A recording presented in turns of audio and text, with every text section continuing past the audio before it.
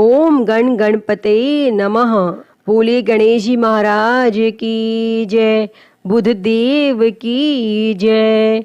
प्रिय भक्तजनों, बुध को बुद्धि का कारण माना गया है, जो कि एक महत्वपूर्ण ग्रह भी है।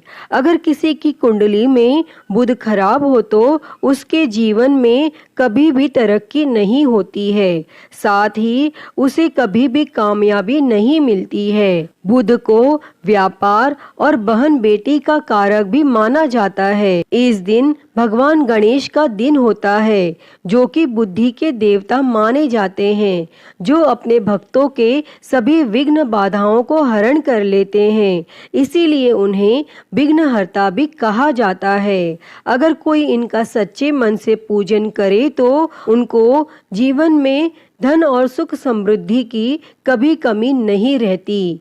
और भगवान गणेश, जिन्हें विघ्नहर्ता भी कहते हैं, उनकी पूजा अर्चना करने से जीवन के सभी दुख दूर हो जाते हैं। और इस दिन व्रत रखने का भी विधान है। अगर कोई इस दिन सच्चे मन से गणेश जी की आराधना करता है तो उसके जीवन के सभी कष्ट दूर हो जाते हैं। तो आज हम इस वीडियो में बुधवार की व्रत कथा सुनेंगे। इस कथा को सुनने अथवा पाठ करने मात्र से आपके जीवन में धन, बल, बुद्धि, विद्या की वृद्धि होती है तथा आने वाले सभी संकटों का नाश होता है। तो आइए सुनते हैं। उससे पहले आप सभी प्रेम से बोलिए श्री गणेश जी महाराज की जय, बुध देव की जय। प्राचीन काल की बात है। किसी ग्राम में एक साहूकार अपनी पत्नी के साथ रहता था। पति पत्नी दोनों भगवान गणेश जी की पूजा करते थे और दिन दुखियों की मदद करने के लिए हमेशा तत्पर रहते थे। और ईश्वर की कृपा से उनके पास धन धान्य की कोई कमी नहीं थी।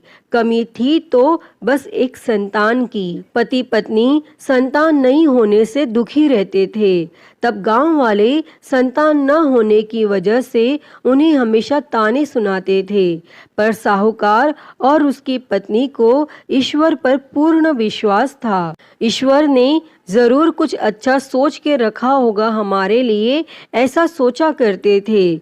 एक बार वह पति पत्नी मंदिर में भगवान गणेश जी के दर्शन और पूजा अर्चना करने गए। और जब वे दोनों पूजा करके बाहर आए तो उन्होंने देखा कि एक बालक मंदिर की सीढ़ियों पर बैठकर रो रहा है। और उसके पास किसी को ना देखकर पति पत्नी दोनों बालक के पास गए और बालक को शांत कराया और उसके माता पिता को ढूंढने लगे। और जब उस बालक के माता पिता पति पत्नी को नहीं मिले तो वे दोनों बच्चे को मंदिर के पुजारी के पास ले गए और उन्होंने पुजारी से बोला, ये बच्चा हमें रोते हुए मंदिर के बाहर मिला है, क्या आप इसके माता पिता को जानते हैं? तब पुजारी ने कहा, नहीं। और अब पति पत्नी और पुजारी तीनों लोग बालक के माता पिता को ढूंढने लगे। काफी देर ढूंढने पर बच्चे के माता पिता नहीं मिले। तब पुजारी ने साहूकार और उसकी पत्नी को कहा, आप इस बालक को अपने घर ले जाइए। अगर इसके माता पिता इसे ढूंढते हुए आए तो मैं उन्हें लेकर आपके घर आ जाऊंगा। तब साहूकार और उसकी पत्नी बच्चे को लेकर अपने घर चले गए। काफी समय बीत गया और बालक के असली माता पिता का कोई पता नहीं चला। तो उन्होंने गांव के सरपंच से अनुमति लेकर बच्चे को गोद ले लिया और उस नन्हे से बालक का नाम गणेश रख दिया। और कुछ दिन बाद गांव में एक पति पत्नी आए जो चोर थे। गांव में जाकर उन्हें पता चला कि गांव में सबसे ज्यादा धनी व्यक्ति साहूकार है, जिसकी कोई संतान नहीं है। और उन्होंने एक बच्चे को गोद लिया है जिसके माता पिता का कोई पता नहीं है। और वे दोनों चोर पति पत्नी अब विचार करने लगे कि साहूकार को कैसे लूटा जाए। तभी उन्होंने योजना बनाई कि वे दोनों बच्चे के असली माता पिता बनकर जाएंगे। और योजना बनाकर पति पत्नी दोनों मंदिर में जाकर बैठकर रोने लगे। उन्हें रोता देखकर मंदिर के पुजारी आए और उनके रोने का कारण पूछने लगे।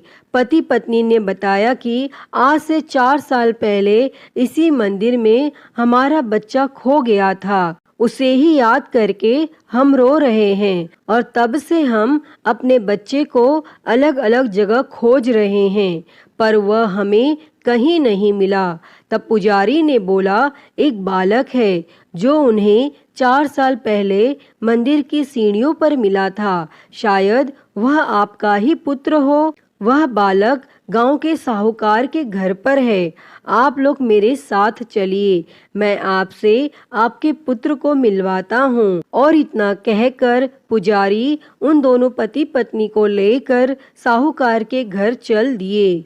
और वहां जाकर पुजारी ने साहूकार को बताया कि गणेश के असली माता पिता मिल गए हैं और वह गणेश को लेने आए हैं। और यह सुनते ही साहूकार और उसकी पत्नी दोनों बहुत दुखी हुए, लेकिन वे दोनों गणेश को उसके असली माता पिता को सौंपने के लिए तैयार हो गए। और शाम का वक्त था। साहूकार ने उन दोनों पति पत्नी से बोला, आप लोग आज विश्राम करें और कल प्रातः काल होते ही निकल जाइएगा। और यह सुनते ही पति पत्नी दोनों खुश हो गए, क्योंकि उन्हें चोरी करने का मौका मिल गया था। और तब रात्रि को जब साहूकार और उसकी पत्नी सोने चले गए, तभी दोनों चोर पति पत्नी उठे और चोरी करने के लिए तिजोरी को तोड़ने लगे। और आवाज सुनकर घर का नौकर जग गया और उसने जाकर देखा तो वही पति पत्नी थे जो खुद को गणेश का माता पिता बता रहे थे। तब नौकर ने कमरे का दरवाजा बाहर से बंद कर दिया और तेजी से मालिक को बुलाने लगा। और आवाज सुनकर साहूकार और उसकी पत्नी दौड़ते हुए आए और चिल्लाने का कारण पूछने लगे। तब नौकर ने बताया कि ये दोनों पति पत्नी तिजोरी से चोरी कर रहे थे। और यह सब देखकर वे समझ गए कि ये दोनों गणेश के माता पिता नहीं बल्कि चोर हैं। साहूकार ने गणेश को देने से मना कर दिया और बोले कि चले जाओ यहाँ से। पर उन दोनों धोखेबाज पति पत्नी ने निर्णय किया कि वो अब गणेश को अपने साथ ले जाकर ही रहेंगे। तब पति पत्नी दोनों गांव के सरपंच के पास गए और बोले, साहूकार उनके पुत्र को वापस नहीं दे रहा है। तब सरपंच ने साहूकार और उसकी पत्नी को गणेश को साथ लेकर सरपंच के सामने प्रस्तुत होने की सूचना भेजी और साहूकार अपनी पत्नी और गणेश को लेकर आ गए।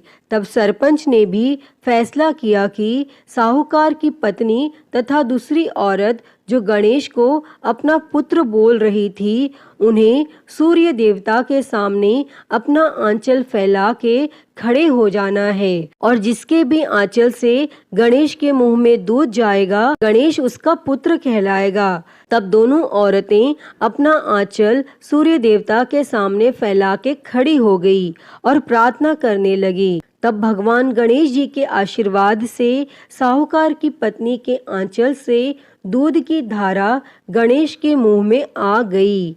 और यह देखकर साहूकार और उसकी पत्नी बहुत खुश हुए और सरपंच ने गणेश को साहूकार को सौंप दिया और वहां खड़े सभी लोग भगवान गणेश जी की जय जयकार करने लगे। अतः हे गणेश भगवान जी, जैसी कृपा आपने साहूकार और उसकी पत्नी पर की, वैसी ही कृपा इस कथा को कहते, सुनते और हुंकारा भरते सब पर करना। तो सभी प्रेम से बोलिए गणेश जी महाराज की जय।